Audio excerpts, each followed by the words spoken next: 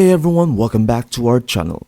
Today, let us journey together on how to create an excuse letter using Bing Chat. So let's dive right into it. To begin, open up your browser and head over to the Bing Chat platform at bing.com. If you're not already logged in, go ahead and sign in to your account. Once you are on the platform, initiate a chat by typing your request in the chat input box. For instance, let's say you need an excuse letter for missing work or school due to a headache. Type in your prompt and Bing Chat will respond with a simple excuse letter tailored to your situation. Now, take a moment to review the generated content and personalize the letter as needed. Add in your specific details like your name, address, recipient's name, date, and other relevant information.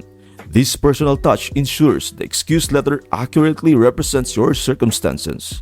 Once you have made your edits, you can save the letter by taking a screenshot or copying the text to a document. Before finalizing, give the letter a quick proofread to ensure it's accurate and clear. Once you are satisfied, you will have a customized excuse letter ready for its intended use, whether it's for school, work, or any other scenario. I hope this guide proves helpful to you. Remember, Bing Chat is here to simplify your task.